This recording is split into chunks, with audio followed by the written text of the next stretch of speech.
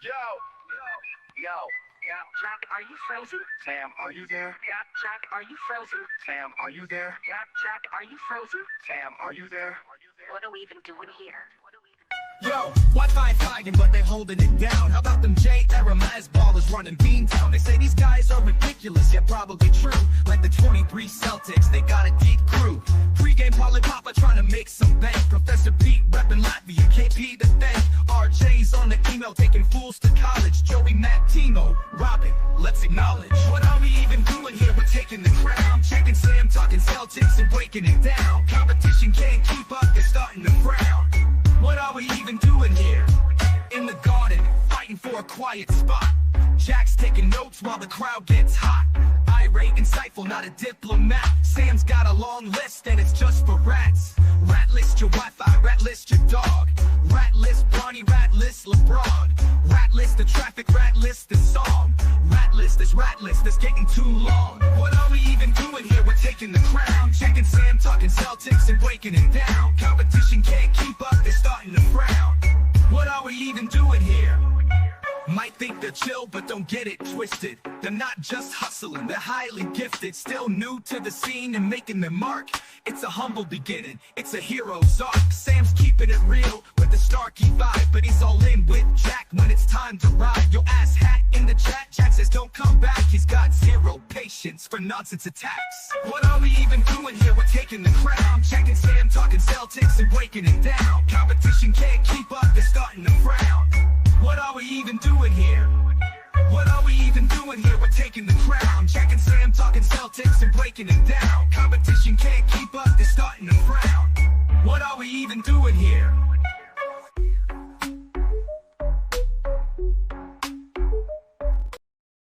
Whoa, we made it.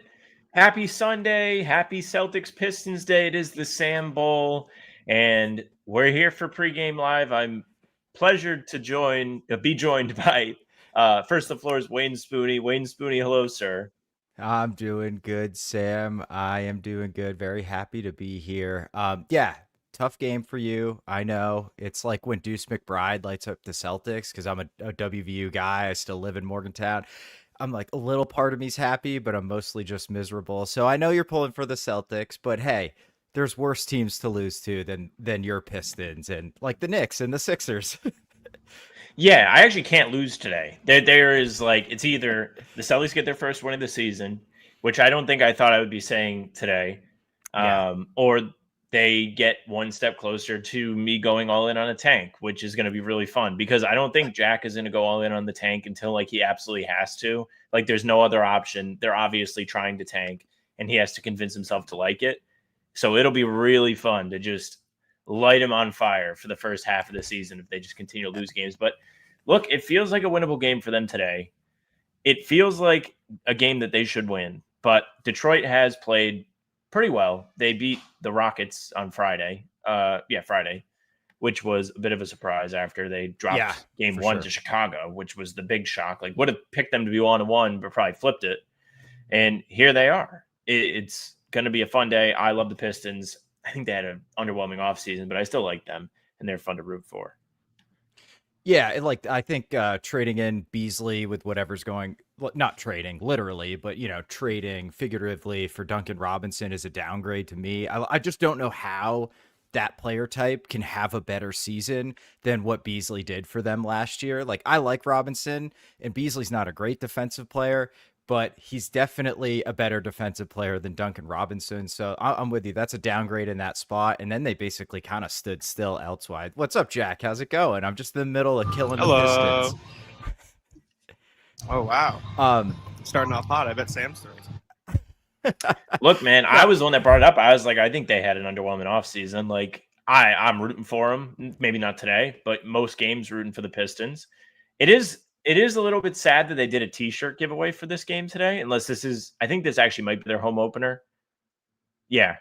So, all right, a little bit more acceptable that it is a T-shirt giveaway at Little Caesars Arena. Must ask question, Jack. Was the media food Little Caesars Pizza, yes or no? Yes, but they also had a bunch of other stuff. This is the best I've had so far. Like people came in telling us that like it was the best. This is the best. Like they It's had better than Boston. It's hard to compare because it's an afternoon game, so it's like breakfast. So like compare that to what Boston has for breakfast options. But they did have like a meat carving station. They had waffles, they had eggs, they had bacon, they had Little Susie's pizza, they had chicken fingers, they had mac and cheese, they had like fish fillet, they had oatmeal, they have a soft serve machine. It's pretty great. I also need to change my Wi-Fi's because this one is for the media workroom and I'm in the bowl, so I'm lagging. It's okay. We got the important update. You can actually go if you'd like, but we don't good luck need with the Wi-Fi. I will say go a ahead, freshman Wayne Spooney at UMass in 2005. The ice cream soft serve machine in Franklin Dining was probably singularly contributed to my freshman 15. So fond memories. Yeah, Jack has got that shit down, man. Does he make a list? Does he write it down what the food options are? Or is that straight off the dome? The food stuff is important because we are so spoiled when we go to home games at TD Garden. If you don't know, like there is a buffet, you go in, it's cash only, you pay $10 and it's all you can eat. It is like prepared by chefs, always just absolute banger food that you would probably get if you bought like a suite for the night and they catered your suite. Like, I think that's what we get. And it's always like fantastic. Like, I think it was ribeye the other day. That's what it was, right? For opening night, Jack, ribeye? My last week is like blended together. I'm like, I think haze. It was some sort of steak. I'm not a steak expert, so I think it was ribeye. I'm not certain, but they usually have some chicken options.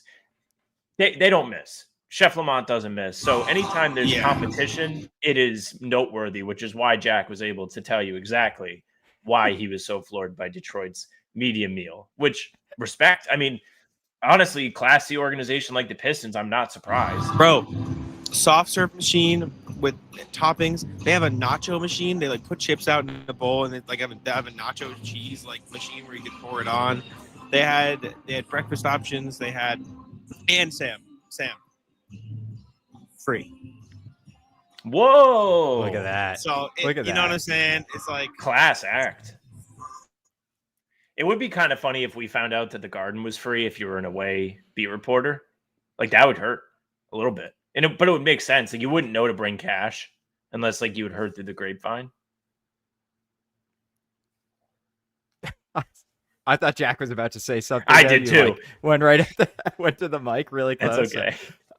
Yeah, man. No, I feel you can check it out, Sam. Right? You just throw your Pistons hat on next time we play Detroit at home, and you do some investigative journalism for us for the away journalists. Yeah, but RJ said, "What does Ugo need to improve on?" I mean, absolutely nothing. He's perfect.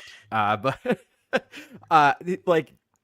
he's got to stop fouling, and I think part of that's just rookie stuff, right? Like you see it, like Marcus Smart fouled all the time when he was a second year guy, and then as you build that respect with the refs as an elite defender, you can get away with murder like Draymond Green does. So that'll come, but I also think like you don't have to be 100% aggressive every time you're defending on the ball. Like we love to see that, and it's great, but it's going to lead to fouls. So timing his like sort of bouts of aggression is probably a big thing for me on the defensive end, but I'm like super encouraged with him defensively already. Like his instincts are real and they're legit. And I did a draft breakdown on him, and I think you guys did as well, or my recollection is that you guys did as well. And the feel for the game stood out even in Europe. And like, it's just very obvious he played professional basketball for a long time. Whereas you see guys like Shulga or Amari when in these little stints they get where they're just like, wow, this is very fast and I have no idea what's going on. And it seemed like Ugo was just like, I'm ready to play. I know what's going on. I've been playing with like professionals since I was 13. Yeah. I mean, yes, I do. I don't think any of us expected Ugo to play like this after Summer League. Jack and I were talking about it throughout the Vegas stint. It was like, he does some cool things, but clearly needs some time, like needs to learn to not Euro step every single time he hits the paint, like those kind of things that are just growing pains, like the obvious I'm an NBA rookie things. We didn't see a ton of that on Friday night. Like he wasn't perfect. Like Ben says, sucked at boxing out, as did literally everybody. I'm really hoping, I said it in the first floor Discord, I'm really hoping he can string together like a series of like 5 great games here like by his standards to start the season, just so even if things are not going well in the win-loss column, we can all be like, this is awesome. Ugo is a real draft guy. They hit on the draft. They did what they needed to do, and he's going to be on a team-friendly contract for at least 4 seasons, and he's going to be able to contribute to winning. He seems awesome. Today should be a nice test for him too, because instead of chasing Jalen Brunson around, he gets to chase Cade around, who is also one of the league's best guards. And, you know, to Ugo's credit, he does a great job defending. He is not much bigger than me. And Jack, do you feel the same way? You know, we are very similar in size. Having been on the court Wednesday when Ugo was warming up, that is the first time I had been on the hardwood, which adds like an inch or 2 or 3 to somebody's height. And I was like, oh my gosh, he's really not that big. And he's going out there and guarding multiple positions. He is significantly less muscular than like the rest of the team because he's only 19 years old. Like, as you would expect a teenager to be built, he is built. And yet he's still physically holding his own against all NBA level talent. And I mean, granted, Jalen Brunson is not a big person either, but still very impressive for somebody in their NBA debut to be the story of the game for a reason that isn't just their debut. I got news for y'all. Oh, yeah. We've been talking about the right subjects. Whoa! He's starting. He's starting. He's starting. Let's go, Joe. He's Do it. starting. Yeah. Put him on my the thumbnail. God. What a sharp play that was. Holy Everybody can shit. join the stream now and be like, I know exactly why I came to the That is so Let them sick. Celtics stream. Oh, that makes me happy. That's so What if he sick. just sucks? Yeah, I know, right? That would be like the life of a rookie too, is you finally get your chance and then you suck. But I'm not manifesting that at all. I think he's going to be awesome. When's the last time we've had a rookie where it's like, oh shit, this guy truly looks ready to play when he's been dropped on a court? I guess Pritchard's probably Pritchard. the last one. Yeah. Definitely Pritchard, because the rest of them kind of sucked, at least for a season. Like Neesmith never really looked ready when he was here. Romeo never made it. Jordan, Baylor have both not, but Ugo debut looks ready to go. I mean, Pritchard was doing crazy stuff. Pritchard had like a game winner in like his 5th game, like a putback in Miami. It was wild. Yes. Yeah. And yeah. like we had Empty the Pritchard hype Miami, train. no fans. Yeah, sorry. no fans, nobody there to just absolutely deflate the building. Yeah. He was great to start his career. I mean, listen, we talk about the defense against Brunson. I probably against Cade tonight. That's probably why he's in the starting lineup. I the day they drafted Ugo, I remember Sam and I were like, what the hell? Because we did maybe like 15 to 20 draft previews, and none of them were Ugo Gonzalez. But that night, I was like, you know what? This is topical. I'm going to do a video, and I made a TikTok on him. I stayed up till 5 in the morning watching. I bought a EuroLeague, pass to watch EuroLeague games. And one of the things that I put in my video that I watched was Ugo Gonzalez didn't play a lot at Real Madrid, and yet they played Evan Fournier, who, for as much as Celtics fans may have a picture of, like, is one of the best players in the EuroLeague. They stuck the 18-year-old kid on him, pressing him full court, guarding him, face guarding him, pestering him off the ball. Like that was his job. It was go disrupt Evan Fournier. And Evan Fournier got his buckets, don't get me wrong. Like, I was 18. He was 18. He's 19 now. Like, it's tough, but that level of trust, not putting in one of the 10 NBA, past NBA players you have, but the 18-year-old kid go guard this top 10 player in the EuroLeague. And now we're getting to see it. I mean, it's Jalen, Ugo, Keita, Pritchard, Derek White versus Asar Thompson, Tobias Harris, Jalen Duren, Duncan Robinson, Cade Cunningham. We'll put that in the chat. But I would put money on him getting that Cade assignment tonight. Good, Spoon. Yeah. Yeah, definitely. I mean, he makes perfect sense to guard Cade. Cade's tough, right? Cade's like one of the best playmakers in the NBA, and he's 6'7", and he also never turns the ball over for how much he's on ball. The one thing you can do is keep Cade in the mid-range, and he will shoot mid-range jumpers, and he has traditionally destroyed the Celtics from mid-range, but that is not every game. He does not shoot 90% from mid-range jumpers for his career. Like, if you force him there and he's right around 42, 43, 45% on mid-range jumpers, and that's the majority of his looks, that's a huge, huge win. And I think, like, with Ugo's combination of like strength and his ability to just move those puppies, keep his feet in front of Cade, and just force him into jumpers over the top, like, he's either going to make them or not, but those are winning possessions. against Brunson, I felt like he did a really good job. Just keep his hands back, take the contact in your chest, and let Brunson try and shoot over you. And that's going to be a lot more effective against Jalen Brunson, who is 6'1", than it is against Cade. But I love that he's starting. That's really fun. It also makes me think that like the tank might be on, boys, but we'll see. Or maybe he's just one of our better players at this point, which also makes me think maybe the tank is on. No, I'll let stand Jack on this. defend his wall. I stand on this. Hugo Gonzalez fits their new play style better than any player on the roster. Any player on the roster. It is crashing. It is running. It is sprinting around for 48 minutes and playing defense. Listen, if there's anybody who can sprint around for 48 minutes, it's the 19-year-old kid. He probably has more energy than any motherfucker on this basketball team. So I love it. Also, shout out Keita, who has looked like the first preseason game, Keita, that he played, the one in Toronto, was like a different player than who he's been since then. We came on the pod after we had a funeral. Jack was like, "I told you all, like he isn't good." Like, and Jack at the time was very right. Yeah. Like, this isn't to be like, "Ha, Jack was wrong."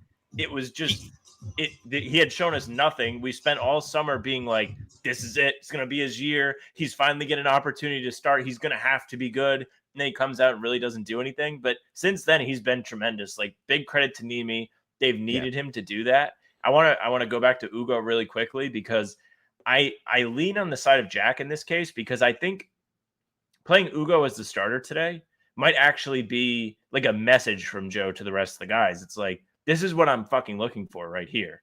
Because as soon as they let Ugo just go crazy in the second half, they started coming back. And we had Knicks fans, shout out to them, well, not really, fuck them, but in our comments for the pod, at the post-game pod, they were like, how can you say that like the Celtics were competing in this game or coming back, like whatever?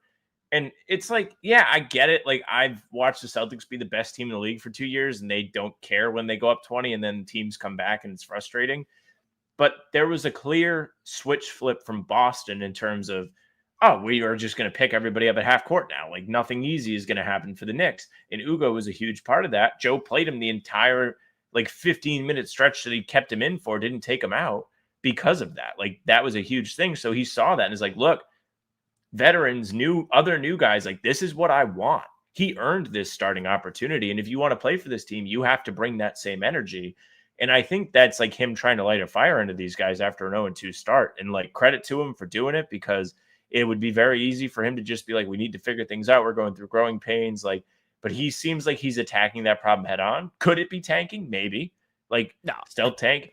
I think if it was a true stealth tank, Jalen and Derek, who are both on the injury report, would have been out today. Like, maybe there was a big conference.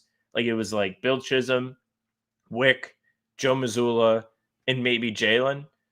And also Brad. Can't leave Brad out before this game. After the injury report had come out yesterday, and it's like, all right, like, what do you want to do? Like, we're going to make a decision right now. And Joe's like, give me my guys. I want them to play. And Ugo's going to start, and we're going to get a fire underneath our ass in Little Caesars Arena tomorrow. Yeah, and let me just say that, like I said that tongue-in-cheek, there is no chance Joe Mazzulla would ever do anything to lose a basketball game. Not even a little bit. So that was totally tongue-in-cheek. I do say, like, on our new play style, like, I'm not sure how much dividends it's paid. I actually think the Sixers game was really encouraging. Ultimately, probably just shooting variance to me. The Knicks game, I thought was pretty tough. Part of me kind of leans toward the Knicks felt just kind of in control. But you're right. Like, Ugo was a spark plug. His ball pressure was a game changer.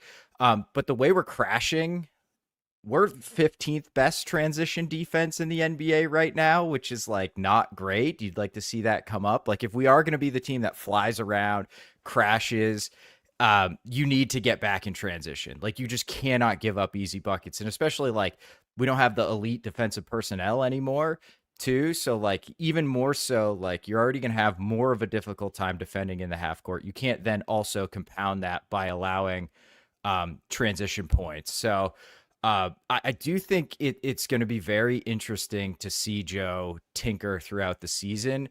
And, like, we didn't see Minot in the second game. And I thought Minot's first stint against Philly was actually quite good, quite solid. Thought he was, kind of a disaster in the second stint. it seems like Joe's going to have a pretty quick hook for these guys because, Minot, Ugo, Walshy, Shireman, to me, are all kind of in the same tier. And it's going to be like, if you have a bad game, the next guy is up, and we're just going to keep rotating until we figure it out. So this feels like a real opportunity for Ugo to grasp that role too, man. And it would be like a total game changer for us long term if he's a real guy. I hate to say it because it seems just like recency bias. He might have already taken it. He might have already said like Baylor, like listen, like Baylor and Jordan in particular. I'm not a Baylor guy. Massive disaster for both of them. Like draft night. Like I envision them like maybe they're even hanging out. Like Walsh is trying to do a 2K stream. Baylor's watching High School Musical in the background. They're all hanging out. And they hear that the Celtics drafted another wing that is just a motherfucker. Like no other way of putting it. And they're like, oh shit. Like I was talking to somebody today, like they were asking me about Jordan Walsh. And I was like, team option after the season. He actually might not be on the team next year. Like it is not unreasonable to think this is his swan song as a Celtic, and he hasn't shown them anything to be like, oh, we have to keep him. And it doesn't help him that Ugo has been through a game. Awesome. We'll see. We'll see how it all happens. Timo is in full tank mode. Ben says, has Walsh even seen enough playing time to be properly judged? I just think like there's a reason he's not getting playing time too. Like we heard, I think it was Baylor that said Joe hates rookies. And it's like, well, does he hate rookies or does he just hate guys that he doesn't think can play? I mean, yeah. I haven't gotten playing time for the Celtics, but I know I shouldn't be out there. And that's what Jack said to both those guys when he passed him. Listen, I think there's a reason that Josh Minot didn't play in New York. I don't think he doesn't like Josh Minot. I think Joe genuinely wants to give Jordan, wants to give Baylor like little stints, little chances to show something. And if you don't show something in those few minutes, unfortunately, it's just going to be a quick rotation because you have so many guys on the same level this year, like you guys mentioned, that if Jordan doesn't do something effective in those 3 minutes, if Baylor doesn't do something effective in those 3 minutes, there's no reason to keep him on the court because you have other guys you can go to. And in New York, it just so happened that Ugo did a lot of stuff very well. So it was like, all right, well, they're not playing anymore. So I don't know. We'll see kind of how it plays out from there. But Ugo has made a strong first impression, and it seems to have stuck for him. And we talked about this on the last show. Like, and I'll be quick.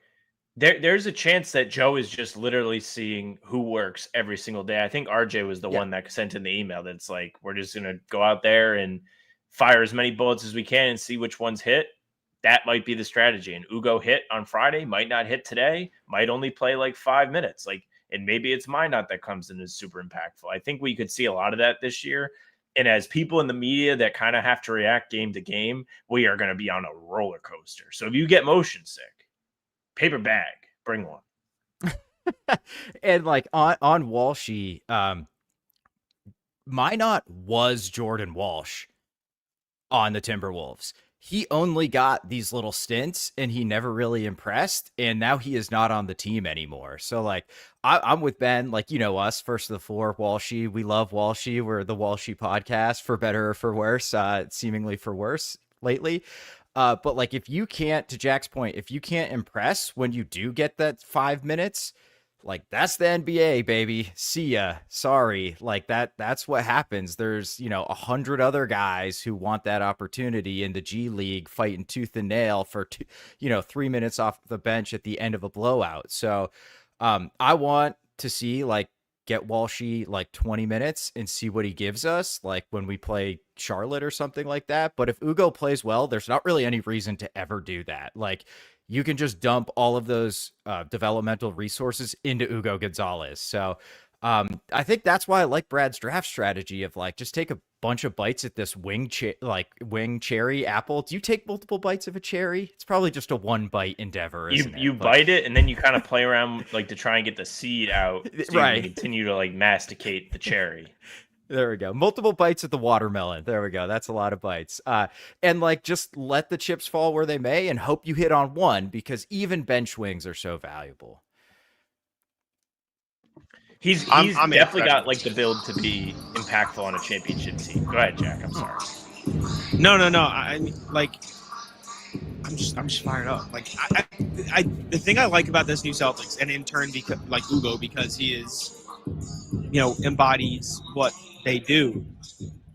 As much as it's fun to watch them compete for championships, and I'm not saying like fans just like, oh, like screw that, like it's a fun team. Like this is an objectively more fun play style to watch, in my opinion. So I guess that makes it subjective. But like seeing them go for steals, seeing them run around, seeing them battle, fight, all this stuff, rather than this slow pace, methodical, don't foul, hands up, risk free. This is just so much more fun. And I know they're 0-2, but I think they've been the better team in 6 of the 8 quarters they've played, or maybe 5 of the 8 quarters they've played. I'm still encouraged by what we've seen from this team so far. I said 45 wins before the season, and two losses is not going to change my opinion. I still stand on that. Yes. What I can't wait.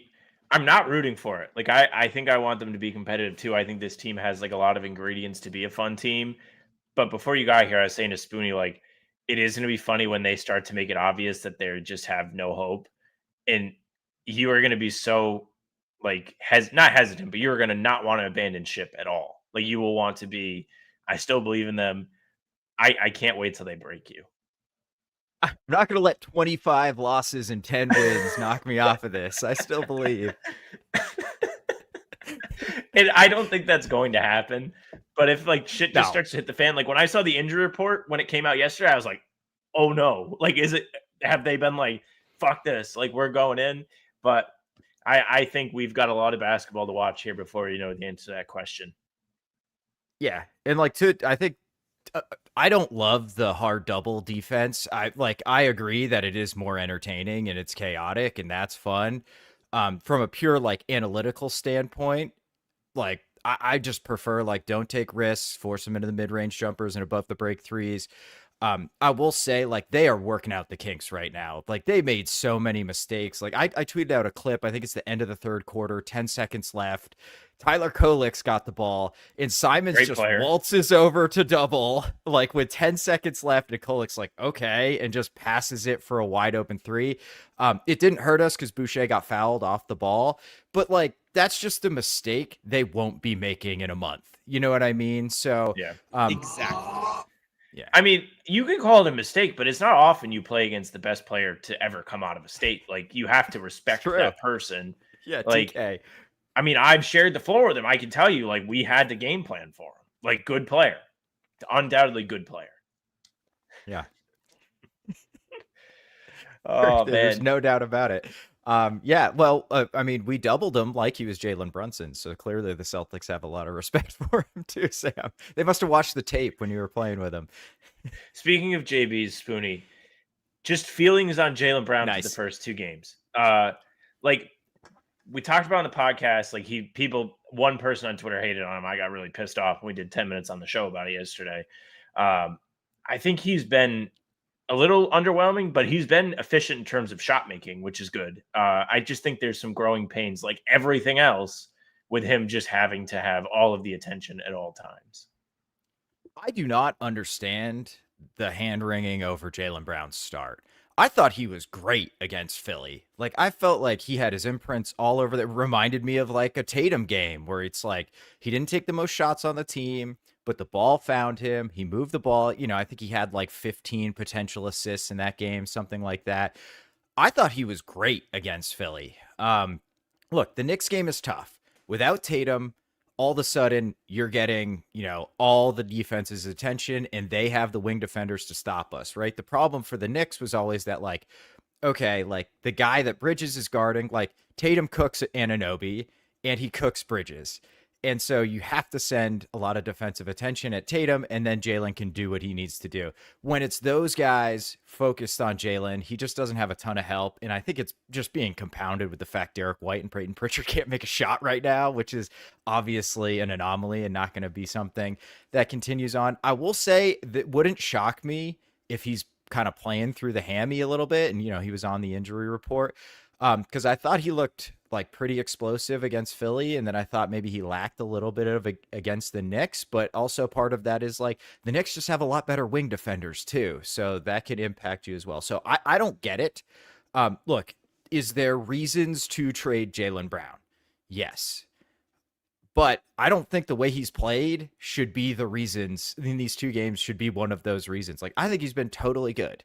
Or I thought he was really good against Philly, and then the Knicks, whatever. They're a pretty damn good team that, has more talent than us when Jason Tatum is not on the court. That's just a fact. So I don't get it. I don't get why everyone's so overreacting so much. They've just been waiting. They've been sitting there waiting for this, where they can be like, see, I told you he sucks. He's nothing without Tatum. And those people are the worst. Jack, final thoughts before we wrap it up here. And we kick it to the Joe video.